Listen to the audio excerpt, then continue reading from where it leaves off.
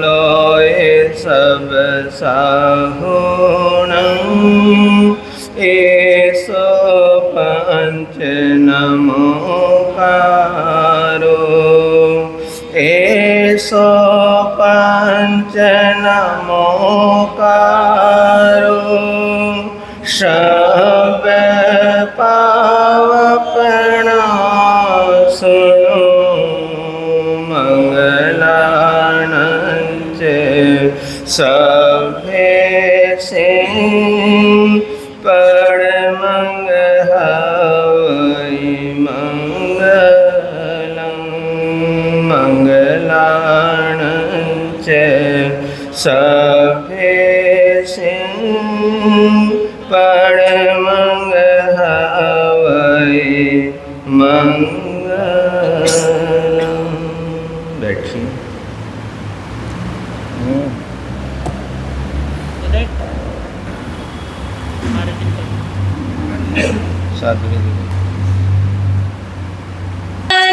कर तेरे चरणों में चढ़ जाऊं,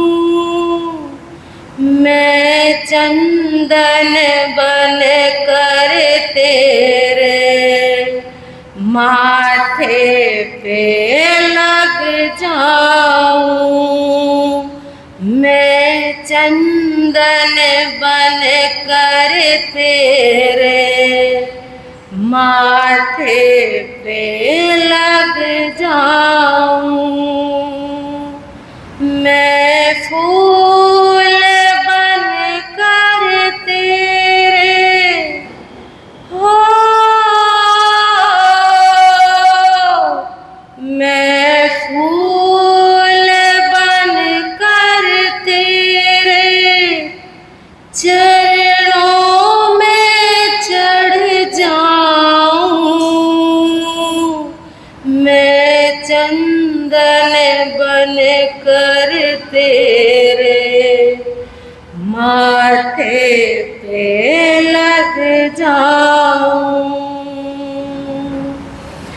लागे तेरी सूरत प्यारी, लागे तेरी सूरत प्यारी, तेरे दर्शन को जाऊं बलिहारी,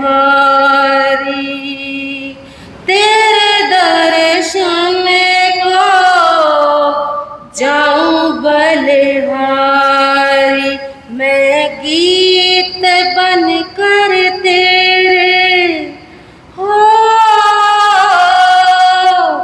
मैं गीत बन कर तेरे भक्ति में रम जाऊं, मैं चंदन बन कर तेरे माथे पे लग जाऊं, मैं चंदन बन कर तेरे माथे पे लग जाऊं, मैं फूल बन कर तेरे हो, मैं फूल बन कर तेरे चरणों में चढ़ जाऊं, मैं चंदन बन कर तेरे माथे पे लग जाऊं, मैं चंदन बन कर तेरे माथे पे लग जाऊं, दर्शन पाऊं भक्ति रचाऊं, दर्शन पाऊं भक्ति रचाऊं, मन मंदिर में ज्योति जलाऊं,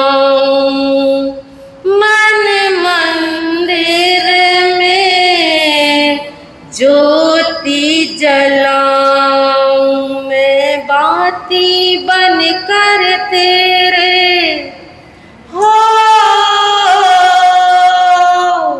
मैं बाती बन कर तेरे दीपों में लहराऊं, मैं चंदन बन कर तेरे माथे पे लग जाऊं, मैं चंदन बन कर तेरे माथे पे लग जाऊं, मैं फूल बन कर तेरे हो,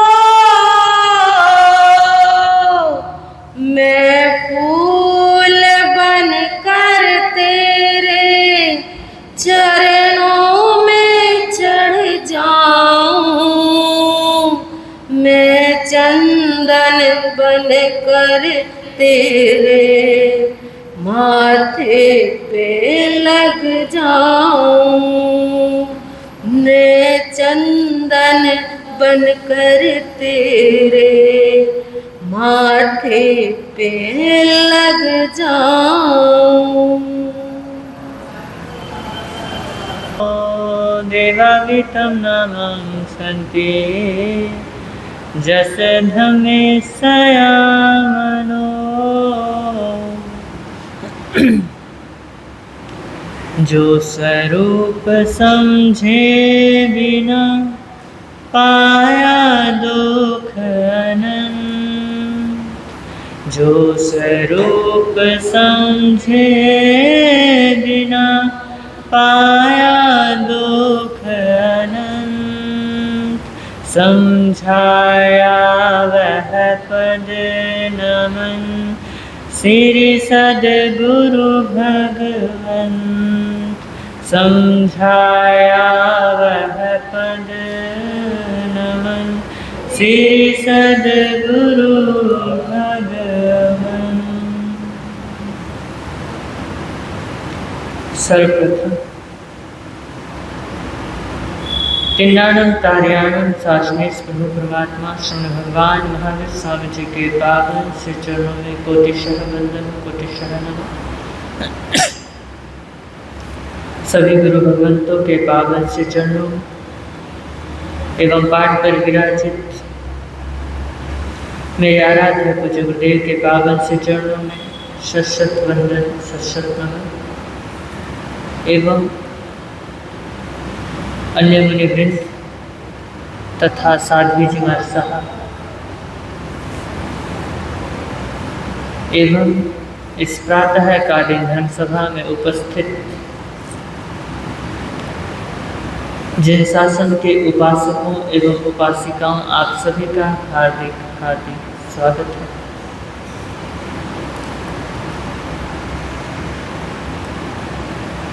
हम सभी मेरी भावना की भावधारा में गोते लगा रहे हैं और इस तरीके से यात्रा करते करते आज पता है कौन सा दिवस है? कौन सा दिवस है? 9वां दिवस है। कौन सा दिन है? 9वां दिन है। तो यात्रा चल रही है। अब ये पता नहीं यात्रा कब पूरी होगी, लेकिन पूरी जरूर होगी। तो हम उस यात्रा को प्रारंभ करें।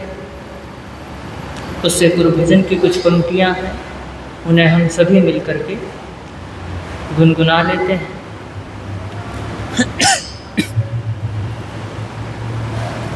तो हो सके तो साथ में गाइएगा।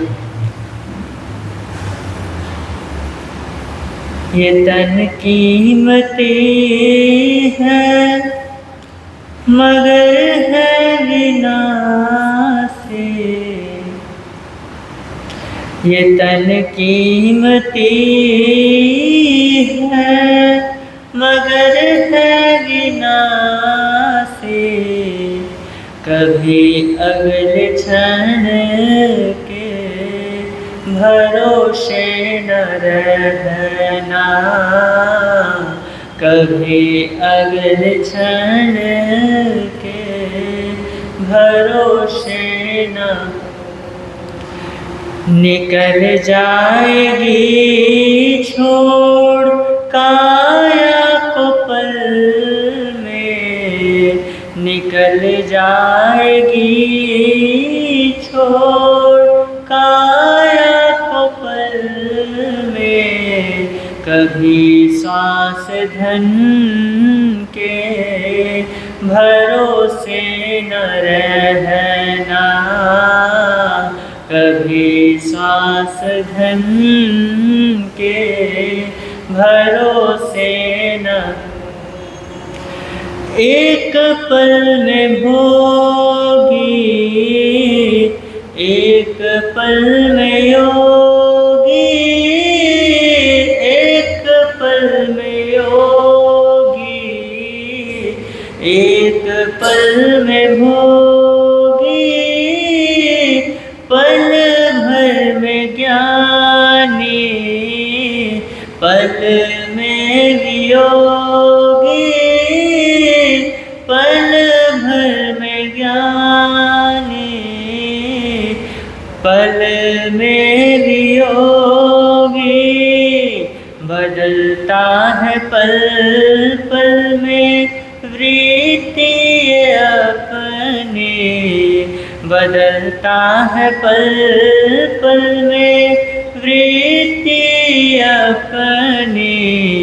सदा अपने मन के भरोसे न रहना, सदा अपने मन के भरोसे न। निकल जाएगी छोड़ काया को पल में, कभी श्वास धन के भरोसे न रहना, कभी श्वास धन के भरोसे न। हम सोचते काम दुनिया का कर ले, हम सोचते हैं काम दुनिया का कर ले। धन धाम अर्जित कर नाम कर ले, धन धाम अर्जित कर नाम कर ले। फिर एक दिन बनकर साधु रहेंगे, फिर एक दिन बनकर साधु रहेंगे। उस एक दिन के भरोसे न रहना, उस एक दिन के भरोसे न, उस एक दिन के भरोसे न रहना, उस एक दिन के भरोसे न। कभी श्वास धन के भरोसे न रहना, कभी श्वास धन के भरोसे न।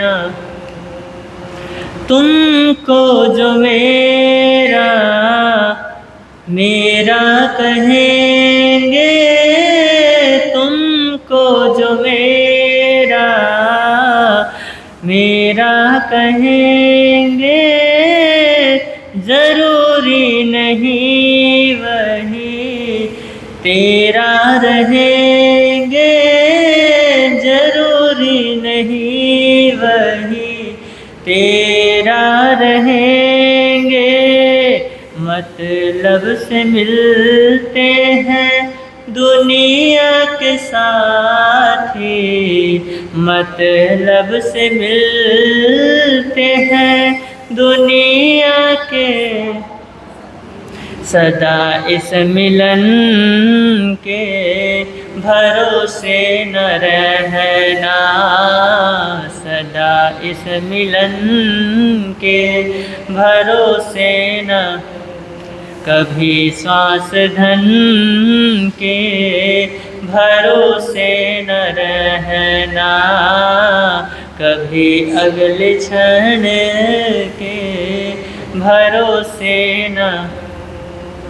राजेश अर्जित गुरु ज्ञान कर लो, राजेश अर्जित गुरु ज्ञान कर लो, या प्रेम से भी गुणगान कर लो, या प्रेम से भी गुणगान कर लो। वीर नाम रटो तुम नित्य नियम से, वीर नाम रटो तुम नित्य नियम से, किसी अन्य गुण के भरोसे न रहना, किसी अन्य गुण के भरोसे न। ये तन कीमती है मगर है विनाशी, ये तन कीमती है मगर है विनाशी, कभी अगले क्षण के भरोसे न रहना, कभी अगले क्षण के भरोसे न रहना। निकल जाएगी छोड़ काया को पल में, निकल जाएगी छोड़ काया को पल में, कभी श्वास धन के भरोसे न रहना, कभी श्वास धन के भरोसे न रहना। ये तन कीमती है मगर है विनाशी, कभी अगले क्षण के भरोसे न रहना। निकल जाएगी छोड़ काया को पल में, कभी श्वास धन के भरोसे न रहना। इस तन को क्या कहा है, बहुत कीमती बताया है, क्योंकि इसी तन के जरिए, इसी मनुष्य जन्म के जरिए जो ये मनुष्य चोला हमें मिला है, इसी के जरिए हम या तो स्वर्ग तक जाते हैं, इसी के जरिए या तो, क्योंकि साधना इसी शरीर में हो सकती है, या तो हम इसी शरीर के जरिए हम मोक्ष जा सकते हैं। दूसरी तरफ क्या कहा है कि भैया कीमती तो है लेकिन विनाशी भी है। ये मत समझना कि कीमती है तो इसको संभाल के रख लो, जैसे दौलत को संभाल के रखा हुआ है। दौलत भी एक ना एक दिन तो छूट जानी है, अगर ये शरीर छूट गया तो। जिसे तुमने मेरा मेरा कर रखा है वो भी छूट जाना है।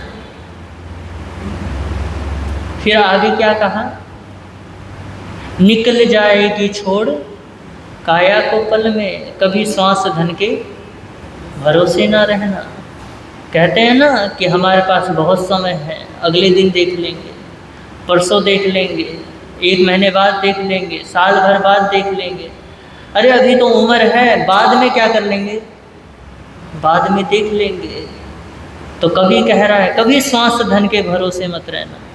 अभी तुमको क्या पता जो श्वास लिए है उसके बाद छोड़ पाओ या ना छोड़ पाओ। अब मुझे क्या पता है कि जो मैं अभी बोल रहा हूँ ये पूरी बात बोल भी पाऊँ या ना पाऊँ। अगले क्षण मृत्यु क्या पता मेरा इंतजार कर रही। तो कभी भी श्वास धन के भरोसे मत रहना। और जब आप इन चीज़ों से गुजरते हो, आपको इन सब का बोध होता है कि भैया मृत्यु मेरे सामने है, तो आपको बाह्य संसार रुचिकर नहीं लगता। रुचिकर मतलब जो मेरा भाव है ना वो नहीं रहता। कभी आप प्रैक्टिकल करके देखना, कभी प्रयोग करके देखना, समझना कि बस अगले दिन ही मेरी मृत्यु है, और देखना उसके बाद जिसको तुमने मेरा मेरा कह रखा है ना, वो धीरे धीरे क्या हो जाएगा, एकदम से लगेगा कि मेरा है क्या। अगर आप सोचो विचार करो तो कल हमने बात की थी आत्म तत्व पर और परमात्मा तत्व पर, है ना। जिसको आत्मा का बोध है उसे बाह्य जगत क्या नहीं कर सकता, बाह्य जगत की शक्तियाँ परेशान नहीं कर सकती, क्योंकि उसको पता है दुख आ रहा है तो किसके ऊपर आ रहा है, शरीर के ऊपर आ रहा है। सुख आ रहा है तो किसके ऊपर आ रहा है, शरीर के ऊपर आ रहा है। मेरी आत्मा तो इन सब से क्या है, निर्लिप्त है। और दूसरा तत्व क्या बताया, परमात्मा तत्व बतलाया है। और परमात्मा किसको माना है, भगवान ने, महावीर स्वामी ने परमात्मा किनको माना है, जो अष्ट कर्मों से क्या हो चुके हैं, मुक्त हो चुके हैं। वो परमात्मा है, वो भगवान है। और अगर आप अष्टावक्र जी से पूछो, उनसे सवाल करो कि आत्मा कर्म करती है, तो वो तो सीधा जवाब देते हैं कि आत्मा कोई कर्म नहीं करती। क्या कहते हैं, कोई कर्म नहीं करती। तो फिर भटकती क्यों है?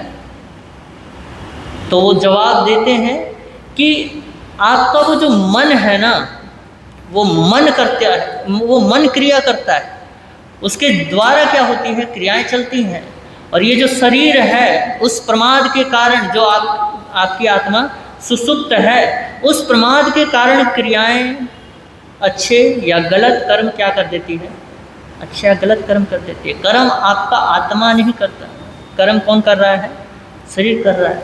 वो तो कह रहे हैं कि अगर आप कर्मों की निर्जरा की बात कर रहे हो, क्या कह रहे हैं, अगर तुम कर्मों की बात कर रहे हो कि निर्जरा करके हम मोक्ष प्राप्त करेंगे, तो उन्होंने कहा तो फिर तो तुम सदियों लग जाओ, तब भी क्या नहीं होंगे, कर्म से मुक्त नहीं हो सकोगे।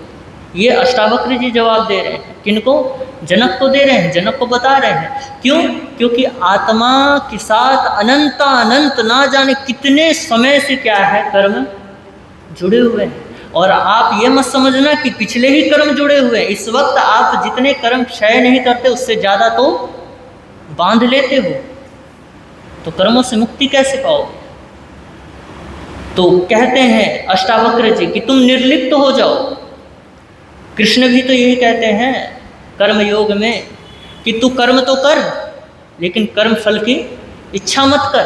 अब बोलोगे यार, कर्म के अगर कोई कर्म करेंगे तो उसका फल तो मिलेगा ही मिलेगा, बिना फल के इच्छा के तो कोई कर्म होता ही नहीं है। तो वो कहते हैं कि निष्काम कर्म कर। कौन सा? निष्काम कर्म कर।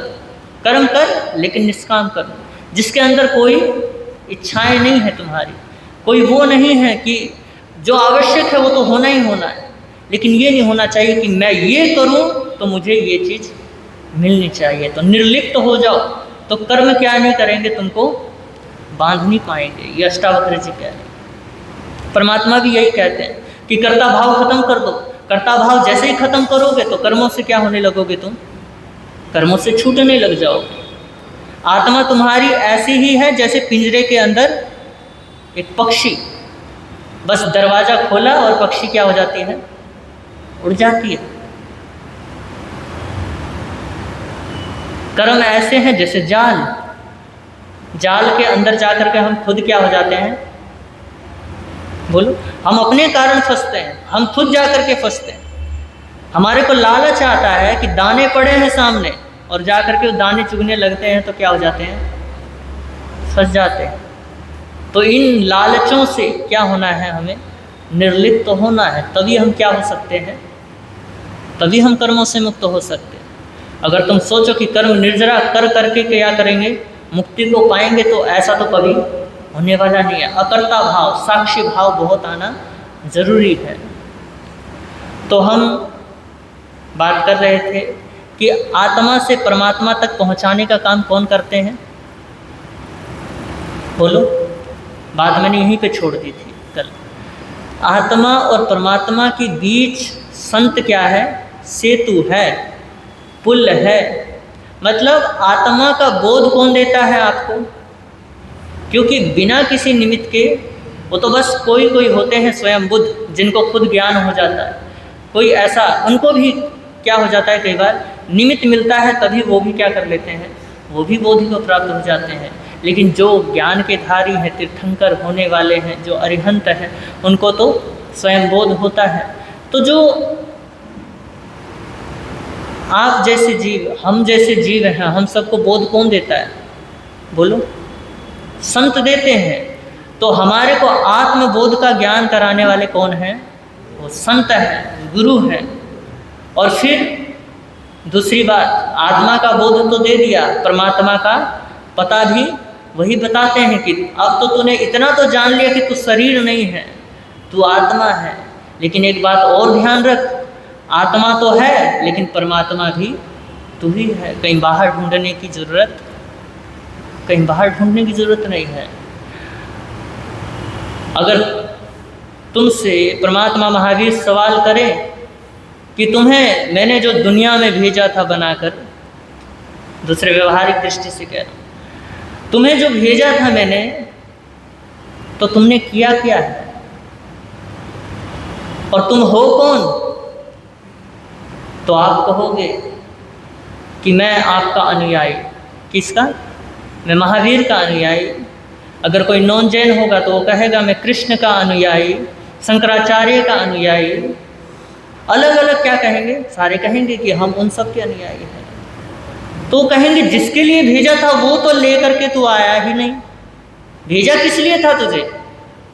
अगर ऐसा ही होता कि तेरे को किसी और का अनुयायी बनाना होता, किसी का बना बना करके मोक्ष मिल रहा होता, तो मैं भी तो इन लोगों की तरह फैक्ट्रियां खोल करके चला जाता, वहाँ पे खोल देता कि जो भी आएगा यहाँ पे जैन बनेगा, जैन बन करके मुक्ति पाएगा। और तुमने भी शायद मेरे से गलती हो गई होगी, मेरे से गलती रह गई होगी, उस गलती को तुम सुधार रहे हो। शायद वो गलती रहेगी कि फैक्ट्री नहीं बनाया मैंने, इसलिए तुम बना रहे हो।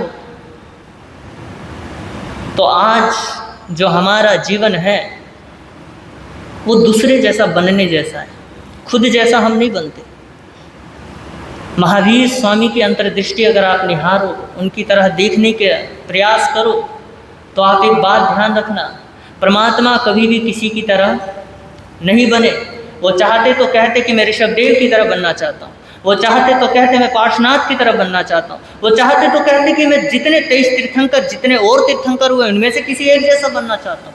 लेकिन कभी उन्होंने ऐसा कहा नहीं। उनकी अंतर्दृष्टि समझो, उनको देखो कि वो कहना क्या चाह रहे हैं। बनना है तो खुद की तरह बनो, ना कि दूसरों की तरह बनो। सच्चाई मिलेगी तो तुम्हें खुद से मिलेगी, ना कि किसी और से। आनंद मिलेगा तो खुद की आत्मा में मिलेगा, किसी और की आत्मा से नहीं मिलने वाला। खोजोगे तो तुम अंदर ही खोजोगे, बाहर खोजोगे तो भटक जाओगे। तो परमात्मा की दृष्टि को समझना। तो हम अपने जैसा बने, दूसरों की तरह नहीं। दूसरों की तरह बनेंगे तो ढोंग करने लग जाएंगे, अगर खुद की तरह बनेंगे तो ढंग से जीना शुरू हो जाएंगे, है ना। तो जैसे हम हैं वैसे स्वीकार कर लो। अगर नहीं स्वीकार किया, झूठा आरोपण करते रहे तो बड़ी मुश्किल हो जाएगी। और हम ऐसा करते रहे तो माया में उलझे रहेंगे। एक प्रकार का माया ही तो है ये, दूसरों की तरह बनना, दूसरों की तरह एक्टिंग करना। हम बंदर की तरह क्या कर रहे हैं? बंदरों की तरह नकल कर रहे हैं। तो दूसरों की तरह नहीं बनना। अपने आप को पहचानो, अपने आप को जानो कि तुम हो कौन। ये परमात्मा की क्या है? ये वाणी है। और इस वाणी को संत क्या करते हैं? आप सबको संभाव से, एक रूप से देते हैं। ये नहीं कि किसी विशेष को देंगे। जो सुपात्र होगा उसी को देंगे, और कुपात्र जो होगा वो तो आएगा ही नहीं, वो तो लेगा ही नहीं। अगर लेना भी चाहेगा तो वो किसके लिए लेगा? बोलो। वो दूसरों के लिए लेगा, खुद के लिए नहीं लेगा। दूसरों को नीचा दिखाने के लिए लेगा, ना कि खुद के लिए लेगा। तो संत महात्मा जो होते हैं वो हमें आत्मा का बोध देते हैं, वो हमें परमात्मा तक पहुंचाने का राह दिखाते हैं। और नंदी सूत्र चूर्णी में लिखा गया है, संतों की महिमा गाई गई है। वहाँ संतों का वर्णन किया गया है कि संत कैसे हैं। तो वहाँ कहते हैं विविह कुलपणा साहवो कप रुखा। कह रहे हैं कि विविध कुलों में जन्मे हुए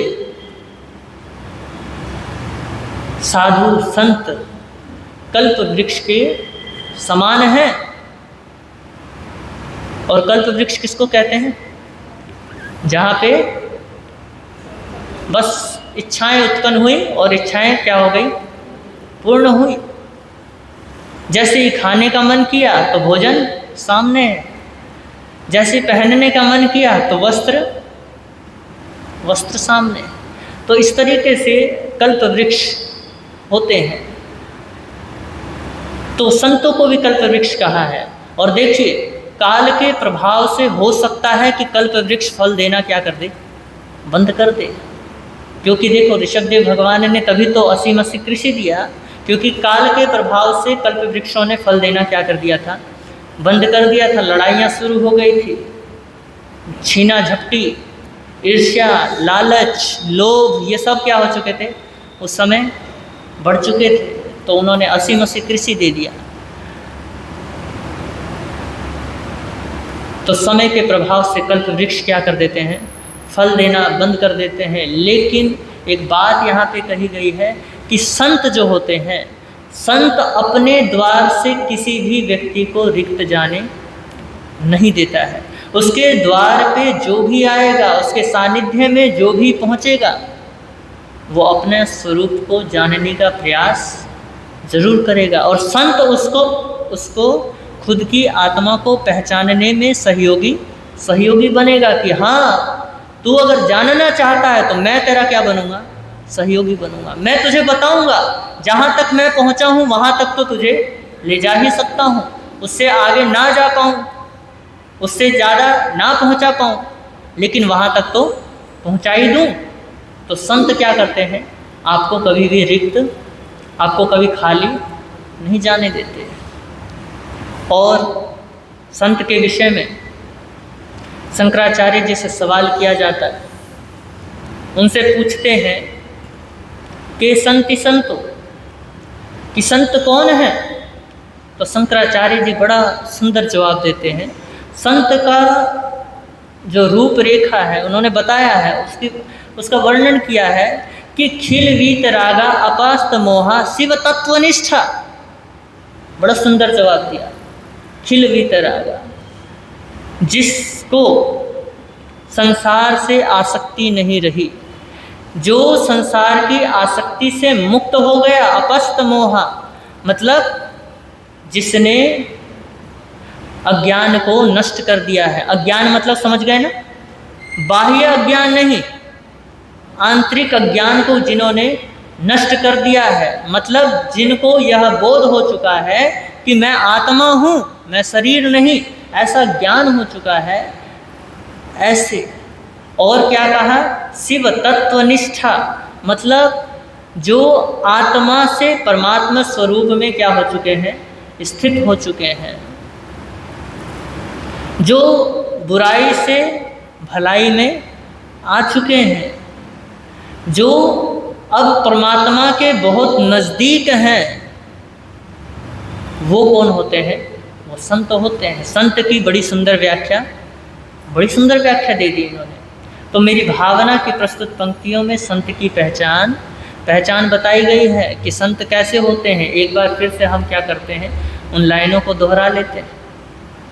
विषयों की आशा नहीं जिनके, साम्य भाव धन रखते हैं, निज पर के हित साधन में जो निस दिन तत्पर रहते हैं, स्वार्थ त्याग की कठिन तपस्या बिना खेद जो करते हैं, ऐसे ज्ञानी साधु जगत के दुख समूह को हरते हैं। ऐसे ज्ञानी साधु जगत के दुख समूह को हरते हैं। विषयों की आशा नहीं जिनके, ये पहली लाइन है, पहली लाइन की आधी लाइन है। मतलब संत का जो प्रथम पहचान है, संत की जो पहली आइडेंटिटी है, वो बता रहे हैं कि जो विषय में आसक्त नहीं है। विषय समझ गए ना, अभी आगे समझेंगे। विषय में जो आसक्त नहीं है, जिन्हें विषय क्या नहीं कर पाते, आकर्षित नहीं कर पाते, वो संत हैं। और इसे समझने के लिए हमें क्या करना पड़ेगा, हमें इंद्रिय और उसके विषयों को समझना होगा। तो इंद्रिय कितनी हैं? इंद्रिय 5 हैं। शुरू हो जाओ। कान, नाक, आँख, जीभ और स्पर्श। कितने हो गए? 5 हो गए। और पांचों इंद्रियां हमें क्या करती हैं? संसार से जोड़ती हैं। पांचों इंद्रियां संसार से जुड़ी हैं और उसके द्वारा ही हम संसार में जाते हैं और संसार हमारे भीतर प्रवेश करता है।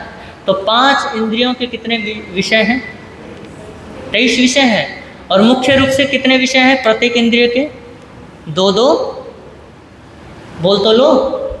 2-2 विषय हैं। कौन कौन से? मनोज्ञ और अमनोज्ञ। मनोज्ञ का मतलब जो मन को रुचिकर लगे, जो मन को भा जाए। और अमनोज्ञ मतलब जो मन को नहीं भाता, जो दिल को पसंद नहीं आता, वो अमनोज्ञ। तो संत क्या होते हैं? वो मनोज्ञ और अमनोज्ञ इन चीज़ों से, इन विषयों से मुक्त होते हैं। उनके लिए ना कोई अच्छा है, ना कोई बुरा है। और जो भी मनोज्ञ और अमनोज्ञ के विषय में फंसा पड़ा है, वो तभी तक संसार में है, तभी वो संसार में भटक रहा है। और जब मनोज्ञ और अमनोज्ञ जो विषय है वो जैसे ही छूटेंगे, वो संसार से भी क्या हो जाएंगे? वो संसार से भी मुक्त हो जाएंगे। क्योंकि वहाँ पे मेरा भाव जुड़ा हुआ है। मनोज्ञ का मतलब जो अच्छा लग रहा है वो सब मेरे, और जो बुरे लग रहे हैं वो सब मेरे नहीं है। जो मेरे वो राग, जो दूसरे अमनोज्ञ मतलब द्वेष। तो हमें राग और द्वेष से ही तो मुक्त होना है। तो मनोज्ञ यानी राग और अमनोज्ञ यानी द्वेष। तो संत क्या होते हैं? राग द्वेष से परे होते हैं, इन विषयों से परे होते हैं। तो विषय जिनको आसक्त नहीं करते, ये क्या है? संत की पहली आइडेंटिटी है, पहली पहचान है। और संत कभी भी अनुकूल और प्रतिकूल परिस्थितियों में, पदार्थों में क्या नहीं होता? स्खलित नहीं होता है, विचलित नहीं होता है। क्योंकि वो मन और इंद्रियों से क्या होता है? मन और इंद्रियों के जगत से परे होता है। उसके अंदर नहीं घुसा हुआ होता है। देखो, कान का काम क्या होता है? सुनना, है ना? कान का काम सुनना होता है। वो शब्दों को सुनता है। शब्द संसार में से जो भी शब्द हैं, जो आप बातें करते हो, अच्छी बातें करते हो या बुरी बातें करते हो, सब कहाँ पढ़ते हैं? कानों में पढ़ते हैं। आँख का विषय क्या है? देखना, रूप रंग, क्या करना? रूप रंग देखना, रंग वर्णों को देखना, काला गोरा जो भी है, ये आँखों का विषय है। और नाक का क्या विषय है? नाक का विषय सूंघना है, अच्छा सूंघना, गंदा सूंघना। और जीभ का क्या विषय है? जीभ का विषय भी 2 ही है ना? कड़वा है या मीठा। स्वाद लेना, तो इस तरीके से हर विषय का क्या है, दो ही विषय हैं, या तो अच्छा या बुरा। तो स्पर्श के भी दो विषय हैं, कठोर छू लिया तो दर्द हो जाता है, अमनोज्ञ हो जाता है, कोमल छू लिया तो एकदम से राग हो जाता है कि अब क्या है, बहुत अच्छा है। तो ये मनोज्ञ और अमनोज्ञ विषय संतों के अंदर नहीं होता है। उसको चाहे फर्श मिल जाए, चाहे उसको कोमल गद्दी मिल जाए, उसके लिए कोई मायने नहीं रखती। संत तो इनसे मुक्त होता है। एक फकीर हुआ, बड़ा नंगा धड़ंग जो भी था, जैसा भी था, पड़ा हुआ था एक वृक्ष के नीचे। एक बादशाह हुआ, वो भी बड़ा उससे प्रेम किया, उसने उस संत से बड़ा प्रेम किया, उसको इतना निहारा, इतना प्यार किया कि चरणों में पड़ गया कि आप क्या करो, आप मेरे महल में पधारो। और उसने मान लिया उस संत ने, और पहुंच गया राजमहल में। और राजमहल में क्या कर रहा है, बोलो?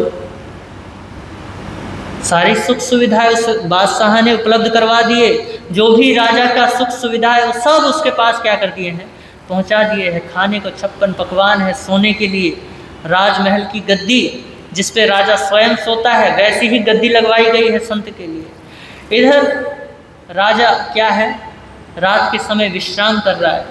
एकदम से उसके मन में एक विचार आया, सोचने लगा कि कमाल है, उस संत को मैंने कहा, क्या कहा, उस संत को कहा कि भैया तू मेरे राजमहल में आ जा, मना भी नहीं किया। और राजमहल में आ गया तो सारा कुछ, जो कुछ मुझे उपलब्ध है वो सब कुछ मैंने उपलब्ध कराया, उसके लिए भी उसने मना नहीं किया। वो लगता है कोई संतवंत नहीं है, कोई ढोंगी है, ऐसे ही है। तो सोचने लगा कि इसको क्या कर दूंगा, बाहर निकाल दूंगा।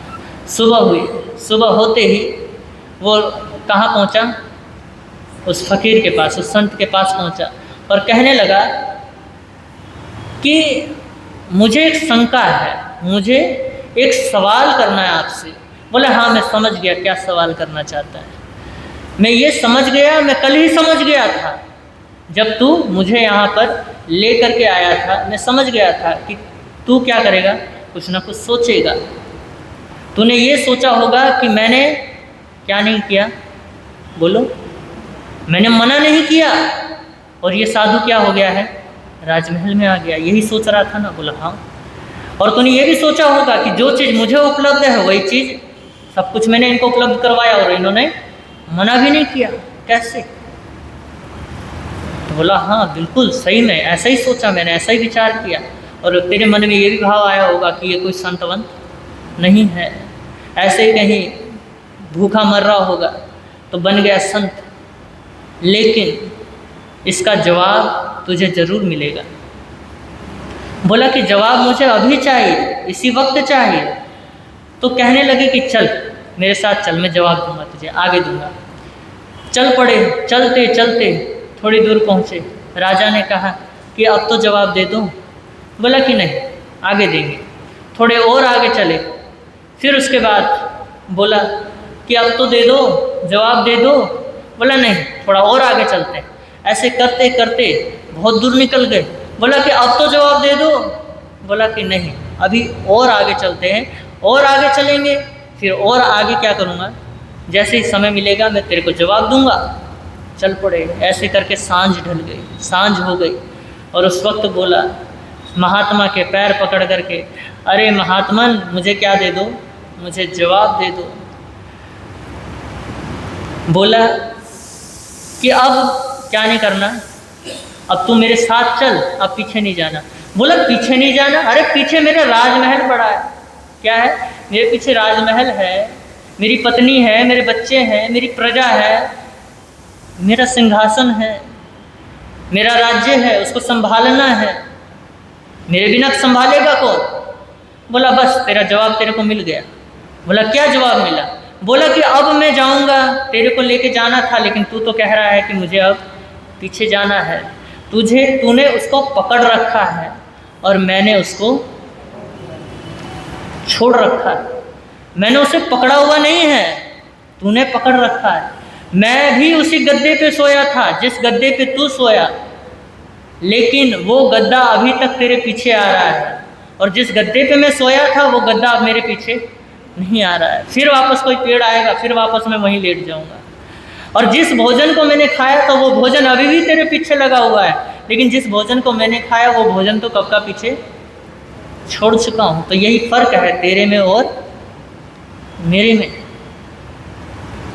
क्योंकि उनको कोई स्थितियाँ परिस्थितियाँ क्या नहीं करती, डावाडोल नहीं करती है। मनोज्ञ अमनोज्ञ का भाव नहीं आता है कि आज राजमहल मिल गया तो क्या है, बहुत खुशी का माहौल है, और एकदम से कहीं कुटिया मिल जाए या कहीं कुटिया भी ना मिले, वृक्ष के नीचे रुकना पड़ जाए तो एकदम से शोक सभा जम गई हो। ऐसा नहीं होता संतों के जीवन में। उसको चाहे कैसी भी स्थिति मिल जाए, चाहे जंगल मिले, चाहे स्थानक मिले, राजमहल मिले, किसी की कोठी मिल जाए, कहीं भी किसी भी स्थिति में आनंदमय रहते हैं। उनको कोई ये नहीं होता कि मेरे को आज क्या है बहुत सुकून वाली जगह मिली है, उसके लिए सब बराबर है। तो विषयों की आशा नहीं जिनके, मतलब जो विषय में आसक्त नहीं है, तो संत की ये पहचान बताई है। जो मन और इंद्रियों से क्या है, जो मन और इंद्रियों से मुक्त है, जो उसके हिसाब से नहीं चलता। हम क्या करते हैं, हम इंद्रियों के हिसाब से चलते हैं, हम मन के हिसाब से चलते हैं। मन ने कहा कि सो जाओ तो सो जाते हैं, मन ने कहा कि उठ जाओ तो उठ जाते हैं, मन ने कहा कि ये कर लो तो हम कर लेते हैं, मन ने कहा कि नहीं करना तो हम क्या करते हैं, नहीं करते। मन भी तो हमारा ही हिस्सा है शरीर का, कहाँ तो हमें उस पर अपनी चलानी चाहिए थी, बल्कि उसने हमारे ऊपर ही क्या कर दिया,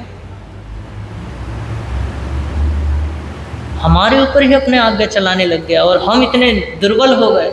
मतलब नौकर राजा बन गया और राजा नौकर, सेठ रंक बन गया और रंक सेठ। मन का कोई मजाल नहीं है कि आपको क्या कर दे, बोलो, आपको सही जगह जाने से रोक दे। आप बादशाह हो, आप राजा हो, आप शहंशाह हो, और मन आपका नौकर है, उसको क्या करो, संभाल के रखो। संभाल के रखने का मतलब उसको उसके स्थान पे ही रखो, ज़्यादा ऊपर उठने की ज़रूरत नहीं है, ज़्यादा उसको ऊपर रखने की ज़रूरत नहीं है। मन को अपने हिसाब से चलाओ, अगर अपने हिसाब से चलाओगे तो सुखी रहोगे, अगर उसके हिसाब से चलोगे तो दुखी रहोगे। और ये मनोज्ञ और अमनोज्ञ यही तो करता है, इंद्रियों के विषय और मन का जो विषय है यही तो करता है। क्या करता है, बोलो, यही तो करता है। धन ज़्यादा आ जाए तो सुख से फूल जाते हैं, और धन की कमाई ना हो तो एकदम से कैसे हो जाते हैं, मुरझा जाते हैं कि यार आज तो कोई कमाई नहीं हुई है। और ये मन ही कहलवाता है आपसे, आप नहीं कहते हो, मन कहलवाता है। और मन जैसा जैसा आपको कहता है आप वैसा वैसा करते हो। और उसी मन के चक्कर में, क्योंकि आप मन के इतने दास हो चुके हो कि मन जैसा आपको फुसला लेता है आप वैसे ही फिसल जाते हो, वैसे ही फिसल जाते हो, वैसे ही मान लेते हो। वो कहता है कि भैया दुख आ गया तो आप मान लेते हो कि दुख आया है। वो कहता है सुख आया तो सुख मान लेते हो। वो कहता है कि तेरे को धन में सुख मिलेगा तो तुम धन को कमाने में लग जाते हो। इतना कमाते हो कि चाहे तो 7 पीढ़ियाँ बैठ करके खाए, लेकिन फिर भी मन क्या कहता है, और कमा। अगर वहाँ तक पहुँच गए तो फिर कहता है और कमा। अगर कह दे कि कुटिया काफ़ी नहीं है, ऐसा कर बंगला बना ले, वहाँ जब बना लेगा तो सुकून मिलेगा। बंगला भी बना लिया, बोला कि अब एक बंगले से काम नहीं चलेगा, और बना, प्लॉट खरीद ले, वहाँ की ज़मीन खरीद ले, बहुत महंगी है, आगे काम आएगा। इस तरीके से मन क्या करता है, हमें दौड़ाता है, और हम मन के हिसाब से दौड़े चले जाते हैं। तो संत मन के हिसाब से नहीं दौड़ते, मन को अपने हिसाब से दौड़ाते हैं। और ये कब दौड़ता है, जब अंदर साक्षी भाव उतरता है, जब आत्मभाव अंदर क्या होता है, आत्मभाव उपस्थित होता है, आत्मभाव स्फुरित होता है। जब भान हो जाता है कि मैं आत्मा हूँ, मैं कोई शरीर नहीं हूँ। अब जब ये भान हो गया कि मैं शरीर नहीं हूँ, तो मन भी मेरा कैसा हो सकता है, कि मन भी तो शरीर का ही एक हिस्सा है।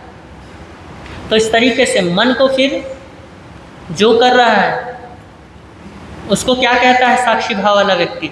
वो कहता है कि तू कर, जो करना है तुझे, मैं यहाँ से बैठा हुआ क्या कर रहा हूँ, मैं देख रहा हूँ। तेरे को धन चाहिए, जा कमा ले।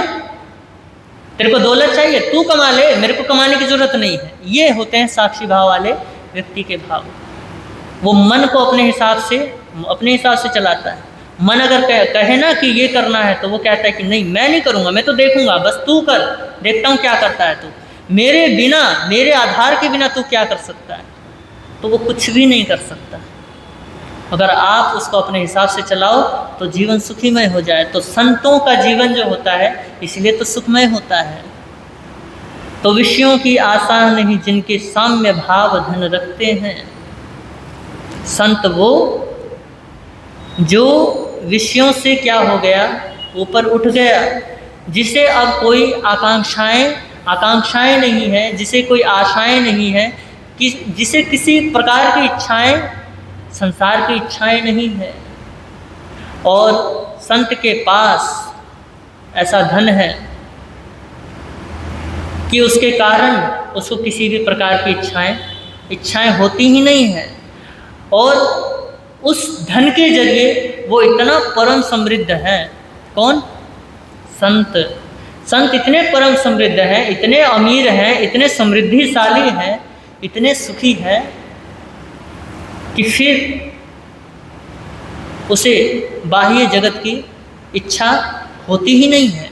उसको बाह्य संसार के दौलत की, पद की और किसी भी मकान की जो भी चीज़ें हैं, है ना, सब चीज़ें ले लो, इसमें जो भी आपको इच्छाएं होती है, मैं सीधा कहता हूँ, आपकी जो इच्छाएं हैं वो इच्छाएं संतों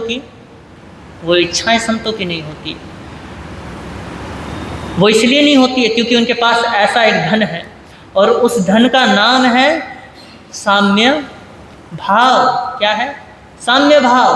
परमात्मा ने जिसे समता भाव कहा है। ये दोनों पर्यायवाची शब्द हैं। साम्य भाव कह लो चाहे समता भाव कह लो। और सूत्रों में तो कहा है समय जेय सब प्राण भूतेषु सेहु समणे। जो समस्त प्राण और भूतों में समदृष्टि रखता है वही सच्चा वीतरागी है, वही सच्चा श्रवण है। और हमारे सच्चे श्रवण कौन है? भगवान महावीर, वही सच्चे श्रवण है। उनके चरणों में इंद्र भी नमस्कार कर रहा है, उनके चरणों में चंड कौशिक डंस मार रहा है, फिर भी दोनों के प्रति एक ही भाव है, करुणा भाव। एक ही भाव है, मैत्री भाव। इंद्र नमस्कार कर रहा है तो वो प्रशंसा से फूले नहीं है कि ये मेरा सम्मान कर रहा है, और चंड कौशिक डंक मार रहा है तो ये नहीं सोच रहे कि ये मुझे दंश मार रहा है। दोनों के प्रति एक जैसी दृष्टि है, और संतों की ऐसी ही दृष्टि होती है। लेकिन आज के समय में संतों की ऐसी दृष्टि है नहीं है। भैया अगर अमीर आ जाए तो एकदम से कुर्सियां सामने लग जाती हैं, सोफे लग जाते हैं कि चलो कोई ना अमीर आया है, कोई एमएलए आया है, कोई प्रधानमंत्री आया। भैया ऐसा नहीं होना चाहिए। संत की मर्यादाएं होती हैं। संत होना ही सबसे बड़ी बात है। संत बनना ही, मतलब संत का चोला पहन लिया, ये बहुत बड़ी बात है। और संत बनने के बाद अगर अब भी ये भाव है कि ये अमीर, ये गरीब, तो ये बहुत बड़ी भूल है। बहुत ही मिथ्यात्व में जी रहे हैं। वो संसार में ही जी रहे हैं जो ऐसे भाव जिनके मन में है। उनको मुझे नहीं लगता कि शायद ही मोक्ष की इच्छा पैदा हो, क्योंकि जिसके अंदर ये भाव आ गए कि भैया ये अमीर है, इसको क्या करें, आगे बैठाए। जो मोक्ष का इच्छुक होगा वो क्या दुनियादारी के चक्रों में पड़ेगा, कौन अमीर कौन गरीब, उसको क्या लेने देना। उसको तो कोई राज भय, क्या किसी भी प्रकार का भय डरा नहीं सकता कि अगर मैं उसका सम्मान करूंगा तो मुझे किसी भी प्रकार का भय नहीं होगा। और आपने सुना होगा सिकंदर जब भारत जीतने आया था, उसके गुरु ने क्या कहा था कि जब तू भारत जीत ले या अन्य देशों को जीत ले, सारी दुनिया जीत ले, उस साइड जाए, भारत के तरफ जाए, तो एक संत को उठा करके क्या करना, लेकर के आना। एक संत को लेकर के जरूर आना, क्योंकि भारत के संतों की बहुत महिमा थी। दूर दूर तक चर्चाएं थी भारत के संतों की। तो जब सिकंदर वापस लौट रहा था तो एकदम से अपने गुरु की बात याद आती है, अपने राजपुरोहित की बात याद आती है कि उन्होंने क्या कहा था कि किसी संत को, भारत के संत को उठा लाना। तो उसने एक अपने महामंत्री को कहा होगा, जो भी उसका राइट हैंड होगा, उसको कहा कि ऐसा कर, मेरे गुरु ने कहा था किसी संत को पकड़ करके लेके आना है, अपने साथ लेकर के जाना है, तो एक संत को खोज और उसको लेकर के आ। तो वो बड़ा समझदार था, शायद हो सकता है भारत का ही कोई मंत्री उठा लिया हो, क्योंकि जीता होगा तो हो सकता है भारत का ही किसी मंत्री को उठा लिया, तो उसके अंदर ही ऐसे विचार आए होंगे, नहीं तो पाश्चात्य दर्शनों में क्या संत क्या वो। तो जैसे ही उसको ये बात कही तो उस महामंत्री ने कहा कि एक बात कहूँ राजन, एक बात कहूँ महाराज, अगर जो असली संत होगा वो आपके साथ जाने को तैयार नहीं होगा, आपके तलवार के बलबूते पर, आपके धन के बलबूते पर वो नहीं जाएगा, और कोई अगर ढोंगी होगा तो एकदम से तैयार हो जाएगा, एकदम से चलने को तैयार हो जाएगा। बोला फिर भी क्यों नहीं जाएगा, जरूर जाएगा, अगर नहीं जाएगा तो हम गर्दन उड़ा देंगे उसकी। अरे सिकंदर के सामने कोई टिक नहीं पाया तो वो एक साधु कैसे टिक जाएगा। अरे सिकंदर के अंदर वो ताकत है कि पहाड़ को भी तोड़ करके अपने राज्य में पहुंचा दे, वो तो फिर भी 5 फुटा इंसान ही होगा, तो उसको भी लेके जाएंगे खोज। और संयोग की बात है कि शायद वहीं कहीं आसपास एक संत क्या थे, वहीं पे संत विराजमान थे ध्यान मुद्रा में। उस वक्त वो मंत्री क्या होता है, पहुंचता है और कहता क्या है कि आपको सिकंदर ने बुलाया है और आपको क्या करना है, वहाँ पे आपको वहाँ पे जाना है, महाराज की आज्ञा है। बोला कि मैं अपने अलावा किसी की आज्ञा नहीं मानता, मैं खुद सम्राट हूँ, सम्राट से सम्राट को मिलना चाहिए, ना कि किसी छोटे लोगों को। बहुत क्या किया है, बहुत डराया है, धमकाया है, फिर भी वो नहीं माने। इधर वो महामंत्री जो था वो क्या हो गया, हार गया, और कहाँ पहुँचा है, सिकंदर के पास पहुँचा है कि महाराज वो नहीं मान रहे, वो नहीं आ रहे। तो सिकंदर इस बार खुद क्या हुआ है, खुद नंगी तलवार लेकर के क्या हुआ है, वहाँ पे नंगी तलवार लेकर के पहुँचा है और कहा है कि सुनो, अगर तुम नहीं चले तो ये तलवार देख रहे हो, ये तलवार क्या कर दूंगा, अंदर डाल दूंगा। तो उसने कहा कि तू डालेगा, तू मारेगा, मार, मैं भी देखूंगा क्या करूंगा, मैं भी देखूंगा, तू डाल तो सही, तू मार तो सही, तू काट तो सही, मैं तैयार हूँ, मैं भी तो देखूं कि मैं मरता कैसे हूँ। जब ये बात सिकंदर ने सुनी तो वो भी क्या हो गया, वो भी सकपका गया, वो भी क्या हो गया, वो भी झुक गया। बोला कि असली संत तो ऐसे ही होते हैं, क्योंकि भैया आत्मा क्या है, अजर अमर है, उसको भान है, उसको ज्ञान है, और जो वीतराग है उसको मृत्यु का भी कोई भय नहीं होता है। तो वो समदृष्टि रहता है, संत क्या रहता है, समदृष्टि रहता है, चाहे उसके सामने अमीर हो चाहे गरीब हो। एक बात ध्यान रखना, अगर संत की धर्म सभा में किसी अमीर को अपनी अमीरी का क्या हो जाए, अमीरी का ज्ञान हो जाए, अपनी अमीरी का घमंड हो जाए, बोध हो जाए, और किसी गरीब को अपनी गरीबी का क्या हो जाए, ज्ञान हो जाए, तो समझना वो किसी साधु संतों का दरबार नहीं है, वो बल्कि राजनीति का अड्डा है। राजनीति में ही अमीर और गरीब का भेद चलता है। जो जितना बड़ा होगा, जो जितना अमीर होगा, उसको ही क्या करेगा, उसी को स्वीकारेगा, और जो छोटा होगा उसको दबा दिया जाएगा। तो साधु की जो दृष्टि होती है वो समदृष्टि होती है। समय आपका हुआ। इन्हीं शब्दों के साथ ओम शांति। अगर कुछ आगे विरुद्ध कुछ कहा गया हो तो तस्मिच्छामि दुक्कडम। आप सभी ने मुझे बड़े प्रेम के साथ सुना। इसकी सारी जिंदगी सोते सोते ही निकाल गए, बोल तो लो, नींद तो नहीं आ रही है? हैं? होता है जब तत्वों की बात चलती है या अध्यात्म की बात चलती है तो वो हमारे को ये चीज़ें क्या लगती है? ये चीज़ें हमारे को नीरस लगती है। क्या लगती है? नीरस का मतलब रस रहित, है ना। जब कोई चीज़ हमारे को नीरस लगती है, उन चीज़ों में मज़ा नहीं आता, तो फिर क्या होता है? बोर होने लग जाते हैं, है ना। ऐसा तो नहीं है, बोर तो नहीं हो रहे आप? है जी मेरी माताओं बहनों, मेरे भाइयों, बोर तो नहीं हो रहे हो, है ना। तो थोड़ा जागिए, चेतिए। सोते सोते ही निकल गई सारी जिंदगी, सोते सोते ही निकल गई सारी जिंदगी, सारी जिंदगी रे भाया, सारी जिंदगी सोते सोते ही निकल गई सारी जिंदगी, सोते सोते ही निकल गई सारी जिंदगी। अरे कब तक सोते रहोगे, जागिए।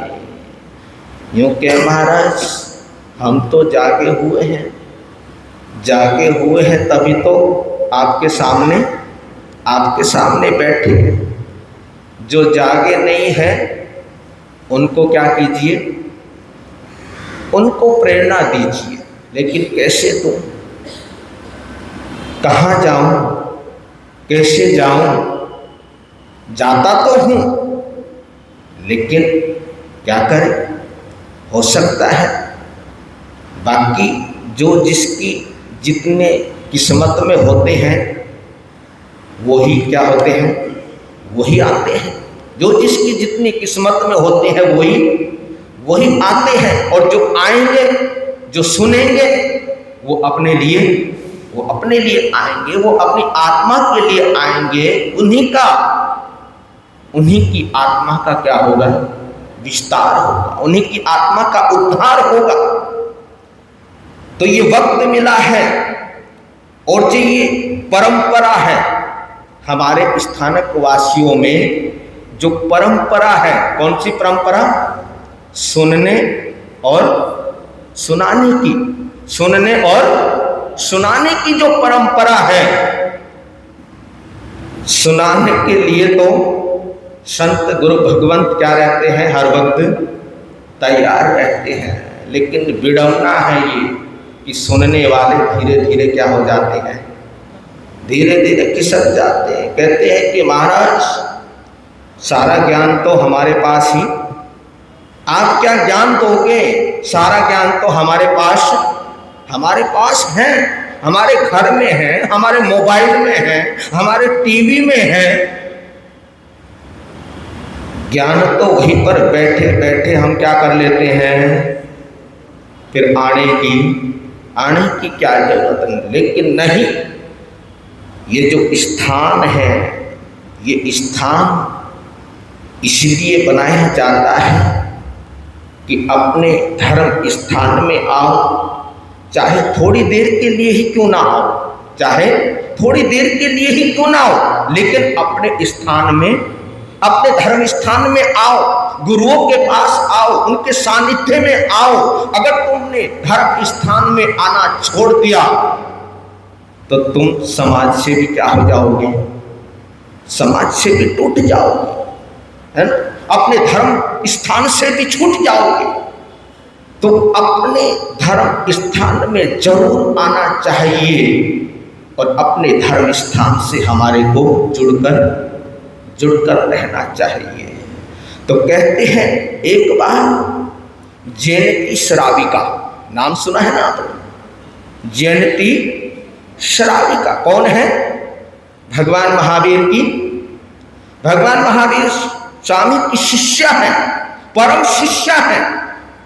जयंती श्राविका परमात्मा के दरबार में जाती है परमात्मा के समो शरण में जाती है, परमात्मा के समो शरण में बैठती है, परमात्मा को निहारती है और परमात्मा के मुखारबिंद से परमात्मा की क्या सुनती है?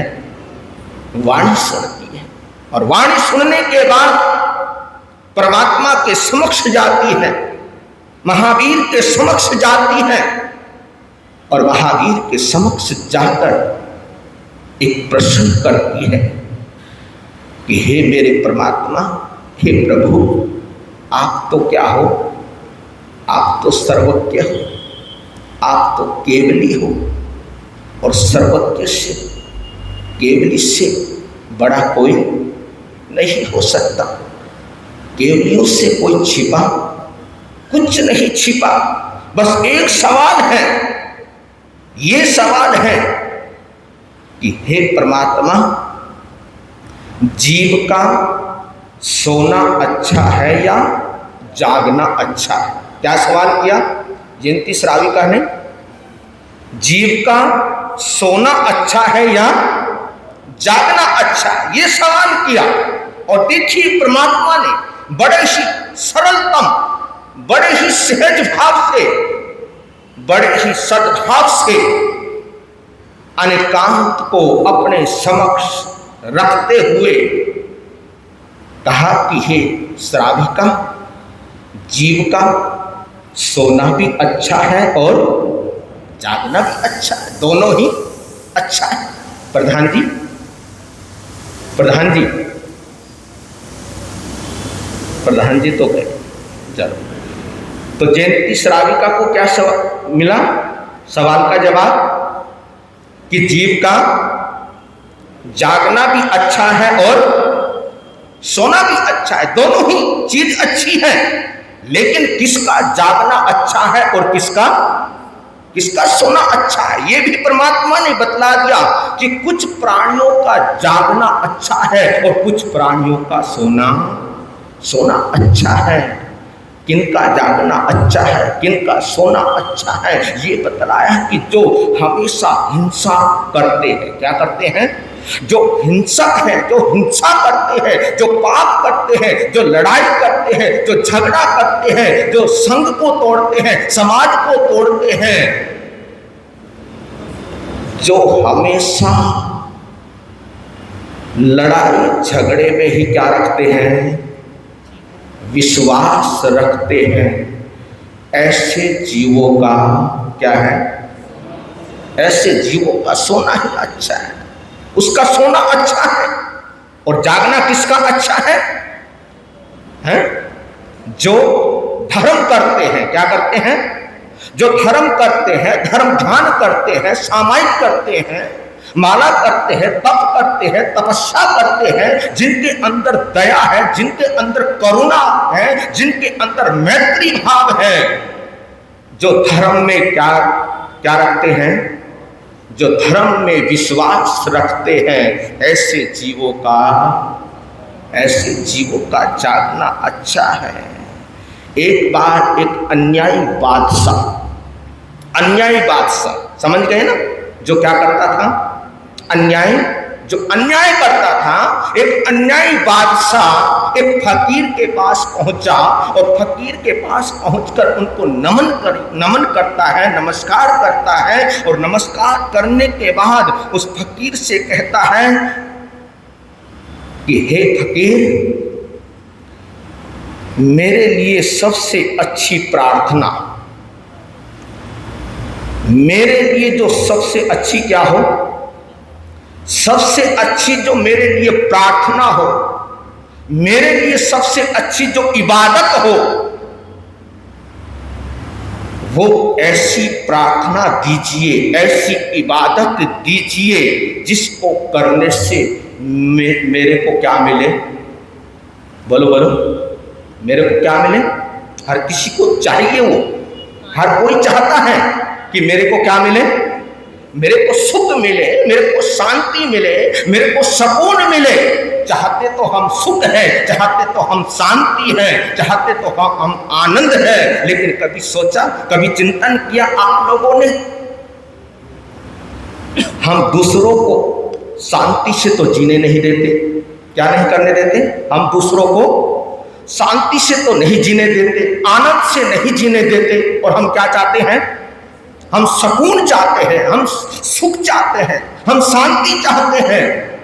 अरे भैया, जो दोगे वही तो तुम्हारे को मिलने वाला है। तो कहा कि मुझे कोई ऐसी प्रार्थना दीजिए जिसको करने से मेरे अंदर क्या आए? सुख आए, शांति आए, आनंद आए। आप भी बोलते हो ना, जब दुखी होते हो, परेशान होते हो तो कहाँ जाते हो? गुरु महाराज के पास कि गुरु महाराज मर गए, है ना? गुरु महाराज मर गए। कौन मर गए? गुरु महाराज मर गए, बचा लो, कोई मंत्र दो, मेरी दुकान चले, मेरा व्यापार चले। तो इसी तरह, इसी प्रकार वो बादशाह भी, बादशाह के पार वो बादशाह फकीर के पास पहुंचा कि ऐसी प्रार्थना, ऐसी इबादत दीजिए जिससे मेरे को क्या मिले? ज़्यादा से ज़्यादा सुख मिले, शांति मिले। तो फकीर ने कहा कि तुम एक काम किया करो, तुम ज़्यादा से ज़्यादा सोया करो। क्या किया करो? तुम ज़्यादा से ज़्यादा सोया करो। और संतों का काम क्या है? संतों का काम है जगाना, है ना? और संत क्या कह रहे हैं फकीर को, उस बादशाह को, कि तुम ज़्यादा से ज़्यादा सोया करो। तुम्हारे लिए यही सबसे अच्छी क्या है?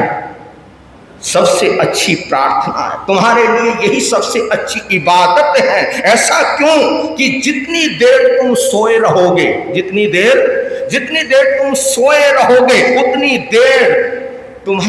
इतनी देर लोग तुम्हारे जुल्म से बचे रहेंगे। जितनी देर तुम सोए रहेंगे उतनी देर लोग तुम्हारे जुल्म से बचे रहेंगे। और जब तुम्हारे अंदर कुछ शांति घटित होगी, कुछ शांति आएगी। तो इसलिए कहा कि हे मनुष्यों, तुम जागते रहो। क्या करते रहो? तुम जागते रहो। जागने वालों की बुद्धि भी क्या रहती है? जागृत रहती है। जागने वालों की बुद्धि क्या रहती है? जागने वालों की भी बुद्धि जागृत रहती है। और जब बुद्धि जागृत रहती है तो कुछ ना कुछ विकास, कोई ना कोई विकास होता है। मगर कब होता है विकास? विकास कब होता है जी? जागने का जब उद्देश्य क्या हो? जागने का उद्देश्य जब पवित्र हो, तब होता है जिंदगी का विकास। जागने का जब हमारा उद्देश्य पवित्र होता है, जागने का उद्देश्य जब हमारा धर्ममय होता है, क्या होता है? धर्ममय होता है,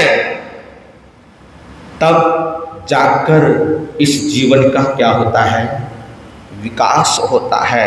इसलिए कहा महापुरुषों ने कि धर्मात्मा का जागना अच्छा है और पाप आत्मा का सोना अच्छा।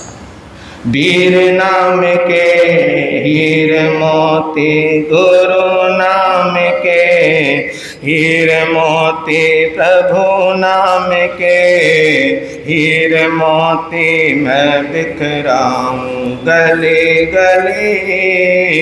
ले लो रे कोई राम का प्यारा, शोर मचाऊं गले गले। ले लो रे कोई गुरु का प्यारा, शोर मचाऊं गले गले। हो शोर मचाऊं, शोर मचाऊं गले गले। तो आज का नियम प्रत्यक्षान पचखान रहेगा कि आज अपने मुंह से अपनी खुद की बड़ाई नहीं करनी। क्या नहीं करनी? अपने मुंह से अपनी खुद की प्रशंसा, खुद की बड़ाई नहीं करनी। पचखान से पाणंग वो श्रामी। और आज का एकासना, एकासना है किसी का? एकासना, हाँ जी, हाँ एकासना वो श्रामी। और यहाँ पर जो आइंबिल की तपस्या चल रही है और